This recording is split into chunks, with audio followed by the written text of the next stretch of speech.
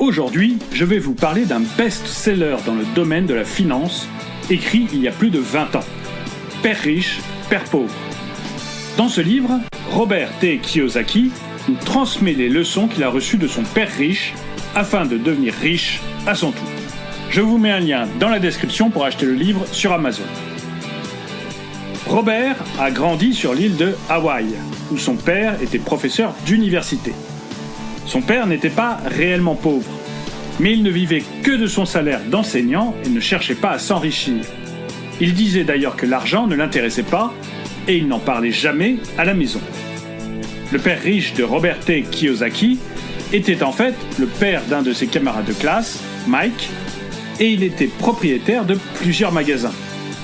Le père biologique de Kiyosaki a toujours eu du mal à boucler ses fins de mois et laissa des dettes à sa famille. Alors que son père riche devint riche et laissa des dizaines de millions de dollars en héritage à sa famille. Les deux garçons étaient donc issus des classes moyennes, mais fréquentaient une école publique dans laquelle se retrouvaient tous les enfants riches de la ville. L'intérêt pour les questions d'argent de l'auteur du best-seller Père riche, père pauvre survint alors qu'il n'avait que 9 ans. Un jour, l'un de ses camarades invita pour le week-end, dans sa résidence secondaire, tous les élèves de la classe, sauf lui et son ami Mike. La raison en était simple, les deux garçons étaient considérés par leurs camarades comme pauvres. Robert T. Kiyosaki rentra alors à la maison et demanda à son père pourquoi il n'était pas riche. Son père lui expliqua que son salaire de professeur d'université ne lui permettait pas d'être riche, mais que si, lui, voulait devenir riche, il devait trouver le moyen de faire de l'argent. Robert T. Kiyosaki, qui n'avait jamais entendu cette expression, l'a pris au premier degré et commença avec son copain Kenny à fabriquer des pièces de 5 cents en plomb. Lorsque son père comprit que les deux garçons faisaient de la fausse monnaie dans la maison, il éclata de rire et félicita tout de même son fils pour son ingéniosité. Son père lui recommanda alors d'aller prendre des leçons chez le père riche de son copain Mike afin d'apprendre à faire de l'argent de façon légale. Son banquier lui avait en effet vanté le succès professionnel de cet homme qui, bien qu'en apparence n'était pas riche, avait pourtant construit les bases d'un système lui garantissant sa richesse. Robert T. Kiyosaki commença alors son apprentissage auprès de celui qu'il appela Père riche. L'homme accepta de contribuer à l'éducation financière de Robert et de Mike et les embaucha pour travailler dans l'un de ses magasins 3 heures par semaine tous les samedis. Il leur promit d'abord un salaire ridicule et lorsque Robert lui demanda une augmentation, son père riche lui proposa de travailler bénévolement pour mieux apprendre à devenir riche. Évidemment, le jeune garçon tomba des nues et ne comprit pas immédiatement la leçon. Mais au fil du temps, tout devint clair. Un employé est à la merci de son employeur.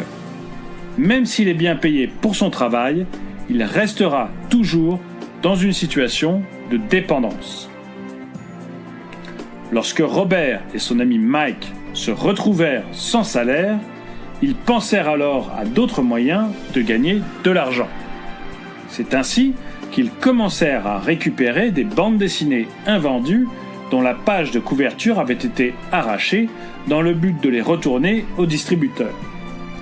Ils créèrent ainsi une petite bibliothèque et firent payer un abonnement aux enfants du quartier qui pouvaient venir lire autant de bandes dessinées qu'ils le souhaitaient pendant 2 heures. Ils embauchèrent la sœur de Mike afin de gérer les entrées d'argent et de surveiller les enfants. Grâce à cette idée, ils gagnèrent 9 $ par semaine sans même avoir à travailler. Ils avaient compris la leçon et avaient commencé à faire travailler l'argent pour eux, à mettre l'argent à leur service. Pour devenir libre financièrement, il faut imaginer une façon de créer des revenus indépendamment de son travail.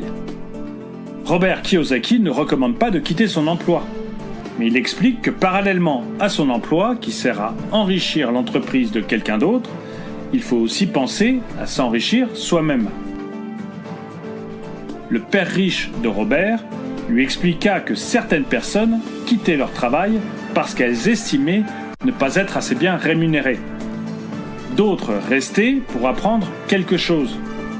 Le secret des gens riches est d'apprendre en toute situation. Robert Kiyosaki explique que la sécurité de l'emploi représentait tout pour son père pauvre et éduqué. Apprendre signifiait tout pour son père riche.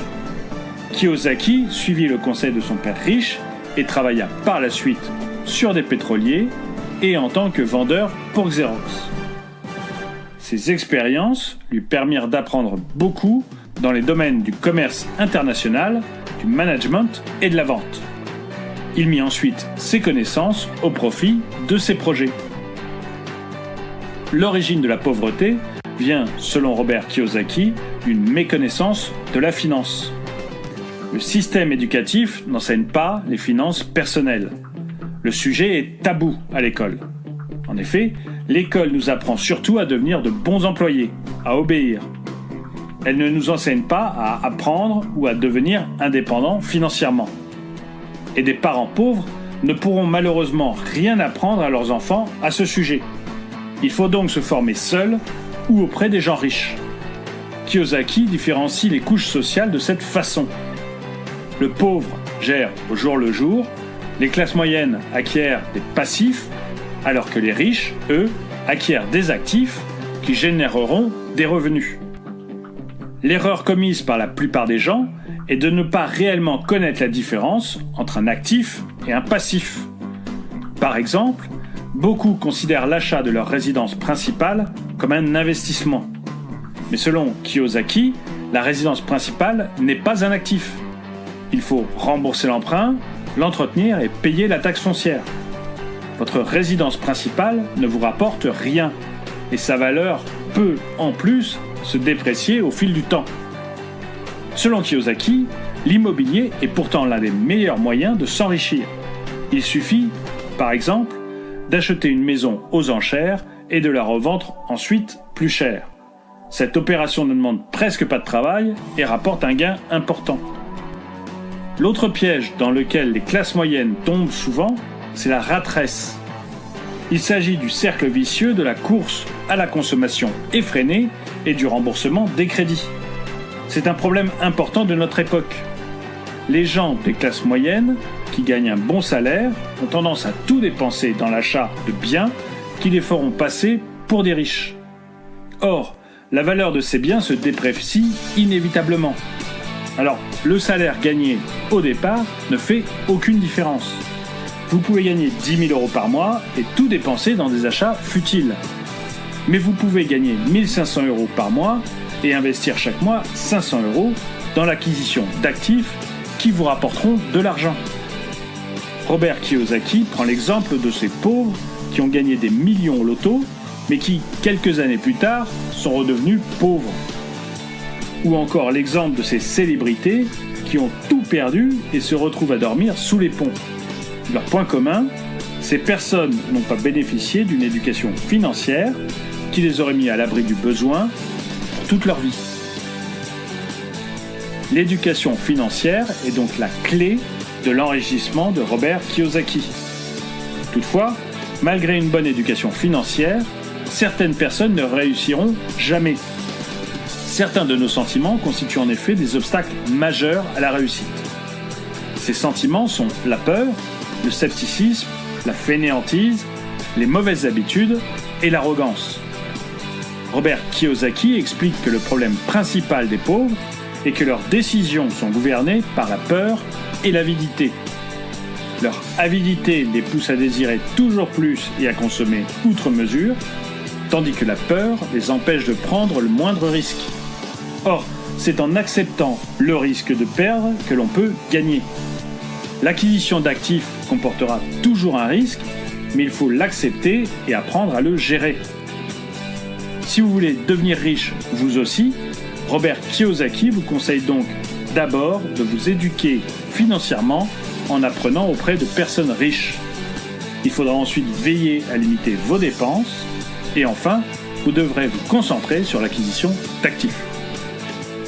Merci d'avoir regardé cette vidéo, n'oubliez pas de lui mettre un pouce vers le haut, de vous abonner et de la partager, et je vous dis à très bientôt.